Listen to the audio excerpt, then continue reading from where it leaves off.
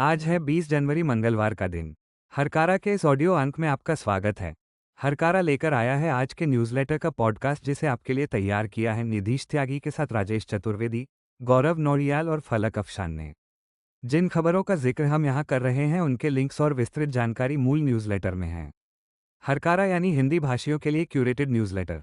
ज़रूरी खबरें और विश्लेषण, शोर कम, रोशनी ज़्यादा। आज के अंक में हम बात करेंगे देश और दुनिया की उन खबरों की जो सीधे आपसे जुड़ी हैं।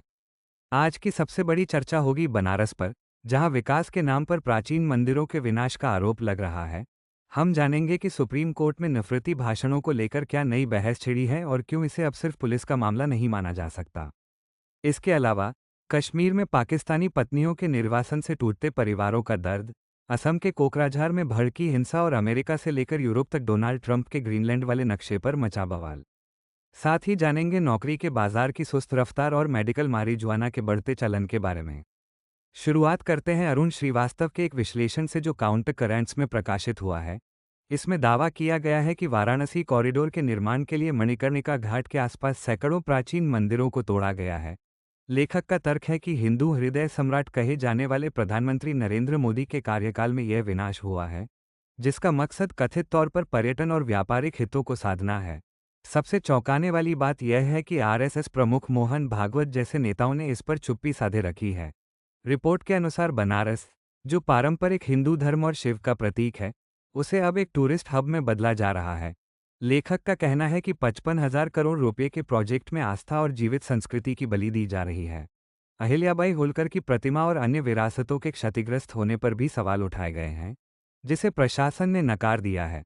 द हिंदू की रिपोर्ट के मुताबिक सुप्रीम कोर्ट में नफरती भाषण यानी हेट स्पीच को लेकर एक अहम सुनवाई हुई। याचिकाकर्ताओं ने मांग की है कि हेट स्पीच को केवल कानून व्यवस्था की समस्या न मानकर इसे संवैधानिक टॉट यानी संवैधानिक अधिकारों का हनन माना जाए। जस्टिस विक्रम नाथ और जस्टिस संदीप मेहता की पीठ के सामने वकीलों ने दलील दी कि पुलिस अक्सर ऐसे मामलों में एफआईआर दर्ज नहीं करती या हल्की धाराएं लगाती है। वकील निजाम पाशा ने कहा कि हेट स्पीच और हेट क्राइम के बीच सीधा संबंध है। वहीं वरिष्ठ वकील संजय हेगड़े ने कहा कि मीडिया और सोशल मीडिया पर नफरत को मुनाफे का जरिया बना लिया गया है, जिस पर लगाम लगनी चाहिए। कोर्ट ने अपना फैसला सुरक्षित रख लिया है। तमिलनाडु विधानसभा में एक अभूतपूर्व घटनाक्रम देखने को मिला। द हिंदू के अनुसार मुख्यमंत्री के स्टालिन ने एक प्रस्ताव पारित कराया है जिसमें राज्यपाल के पारंपरिक अभिभाषण की प्रथा को खत्म करने के लिए संविधान संशोधन की मांग की गई है। दरअसल राज्यपाल RN रवि ने राज्य सरकार द्वारा तैयार भाषण को पढ़ने से इनकार कर दिया और सदन से वॉकआउट कर गए। स्टालिन ने कहा कि राज्यपाल का ये कदम संविधान के अनुच्छेद 176 का उल्लंघन है। उन्होंने कहा कि राज्यपाल को अपनी निजी टिप्पणी जोड़ने या भाषण के अंश हटाने का अधिकार नहीं है। DMK अब अन्य दलों के साथ मिलकर इस प्रथा को बदलने की वकीलत करेगी। तमिलनाडु जैसा ही हाल केरल का भी है। अनीसा PA की रिपोर्ट बताती है कि केरल विधानसभा में भारी हंगामा हुआ जब मुख्यमंत्री पिनाराई विजयन ने राज्यपाल राजेंद्र लेकर को भाषण के दौरान टोक दिया। आरोप है कि राज्यपाल ने कैबिनेट द्वारा मंजूर किए गए भाषण में से उन हिस्सों को नहीं पढ़ा जिनमें केंद्र सरकार की आलोचना की गई थी। मुख्यमंत्री ने साफ किया कि सदन के रिकॉर्ड में वही भाषण मान्य होगा जिसे कैबिनेट ने मंजूरी दी है। वहीं राजभवन ने सफाई दी है कि सरकार ने ही कहा था कि राज्यपाल अपनी मर्जी से संशोधन कर सकते हैं, जिसे लेकर अब विवाद गहरा गया है। युवाओं के लिए चिंताजनक खबर है। बिजनेस लाइन में कमल कारंत की रिपोर्ट बताती है कि जनवरी 2026 में एंट्री लेवल यानी शुरुआती स्तर की नौकरियों की रिक्तियां पिछले 6 सालों में सबसे कम रही हैं। यह आंकड़ा मात्र 42,000 रह गया है। रिपोर्ट के अनुसार IT और बैंकिंग सेक्टर, जो सबसे ज़्यादा नौकरियां देते थे, वहां भी भर्तियां लगभग ठप हैं। आंकड़ों के मुताबिक जनवरी 2021 के बाद से ये दूसरी सबसे बड़ी गिरावट है। अगर आपको नौकरी के आवेदन पर कोई जवाब नहीं मिल रहा है, तो इसकी वजह बाजार में आई ये भारी सुस्ती है। इंडियन एक्सप्रेस की रिपोर्ट के अनुसार असम के कोकराझार में एक सड़क हादसे ने सांप्रदायिक हिंसा का रूप ले लिया। सोमवार रात एक वाहन ने 2 लोगों को टक्कर मार दी थी, जिसके बाद बोडो और आदिवासी समुदायों के बीच तनाव बढ़ गया। हिंसा में घरों और सरकारी दफ्तरों में आगजनी की गई। पुलिस को लाठीचार्ज करना पड़ा और रैपिड एक्शन फोर्स तैनात की गई है। प्रशासन ने अफवाहों को रोकने के लिए पूरे जिले में इंटरनेट सेवा बंद कर दी है। पुलिस ने 19 लोगों को हिरासत में लिया है और BTC प्रमुख हाग्रामा मोहिलवी ने शांति की अपील की है। इंडियन एक्सप्रेस की खबर है कि मुंबई की एक अदालत ने Tata institute of social sciences के छात्रों को कड़ी फटकार लगाई है। मामला प्रोफेसर GN साईबाबा की पुण्यतिथि मनाने का है। जज ने छात्रों को अग्रिम जमानत तो दे दी लेकिन चेतावनी दी कि उनका करियर बर्बाद हो गया है क्योंकि अब उनके नाम पुलिस रिकॉर्ड में है। जज ने कहा कि चाहे सरकारी नौकरी हो या प्राइवेट, ये केस आड़े आएगा। उन्होंने छात्रों से कहा कि वे पढ़ाई पर ध्यान दें। गौरतलब है कि साईबाबा को कोर्ट ने बरी कर दिया था लेकिन छात्रों पर कार्यक्रम करने को लेकर केस दर्ज किया गया था। आर्टिकल 14 की एक दर्दनाक रिपोर्ट सामने आई है। कश्मीर में पहलगाम हमले के बाद सरकार ने कई पाकिस्तानी नागरिकों को डिपोर्ट यानी निर्वासित कर दिया है। इसका सबसे बुरा असर उन महिलाओं पर पड़ा है जो कश्मीरी पुरुषों से शादी करके सालों से भारत में रह रही थीं। पुंछ के अंजुम तनवीर की गर्भवती पत्नी को पाकिस्तान भेज दिया गया, जहां उन्होंने एक बेटे को जन्म दिया जिसे पिता ने अब तक नहीं देखा है।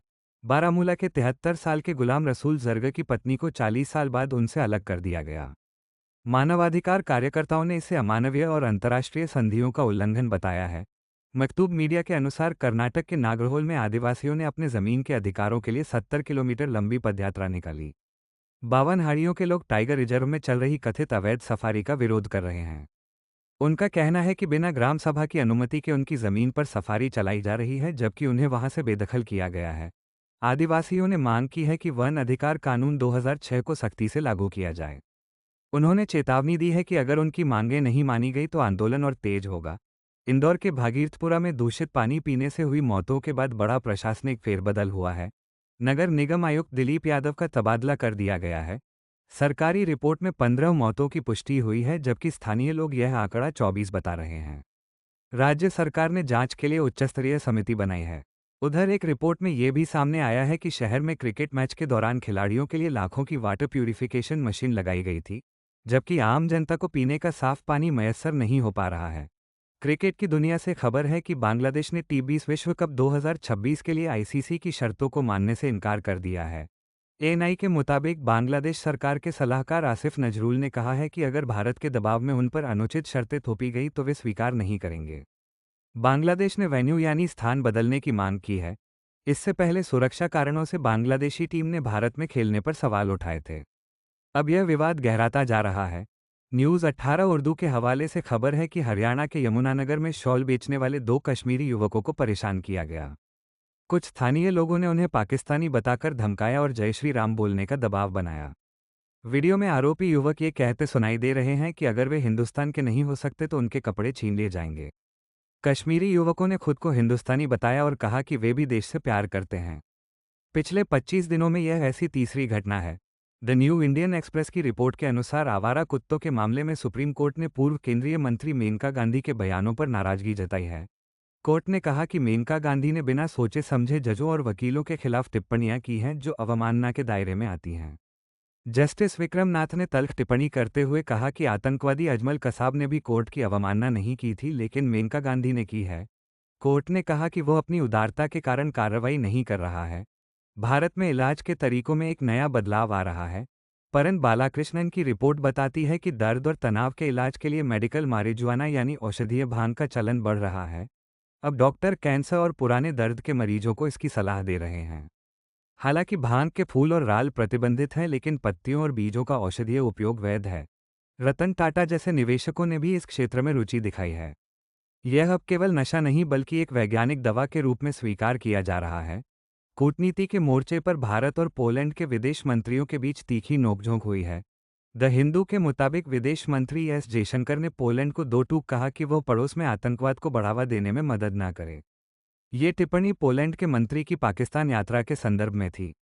वहीं पोलैंड के मंत्री सिकोर्स्की ने रूस से तेल खरीदने पर भारत की आलोचना की और सैन्य अभ्यास में भारत के शामिल होने को खतरनाक बताया। जयशंकर ने इसे भारत का चुनिंदा लक्ष्यीकरण और अनुचित बताया है। अंत में अंतर्राष्ट्रीय खबर। अमेरिका के राष्ट्रपति डोनाल्ड ट्रंप ने सोशल मीडिया पर अमेरिका का एक नया नक्शा पोस्ट किया है जिसमें ग्रीनलैंड और कनाडा को अमेरिकी क्षेत्र दिखाया गया है। द टेलीग्राफ और बीबीसी की रिपोर्ट के अनुसार इससे यूरोप में हड़कंप मच गया है। यूरोपीय संघ की प्रमुख उर्सुला वॉन डेर लेयेन ने इसे संबंधों में दरार बताया है और चेतावनी दी है कि यूरोप ट्रंप की धमकियों के आगे नहीं झुकेगा। ट्रंप का कहना है कि राष्ट्रीय सुरक्षा के लिए ग्रीनलैंड पर अमेरिका का नियंत्रण जरूरी है। इस विवाद के चलते शेयर बाजारों में भी गिरावट दर्ज की गई है। आज के लिए इतना ही। हमें बताइए अपनी प्रतिक्रिया, सुझाव और टिप्पणी। मिलेंगे हरकारा के अगले अंक के साथ। हरकारा सबस्टैक पर तो है ही, आप यहां भी पा सकते हैं हरकारा। शोर कम, रोशनी ज़्यादा। व्हाट्सएप पर लिंक्डइन पर, इंस्टा पर, फेसबुक पर, यूट्यूब पर, स्पॉटिफाई पर, ट्विटर एक्स और ब्लू स्काई पर। सुनते रहिए।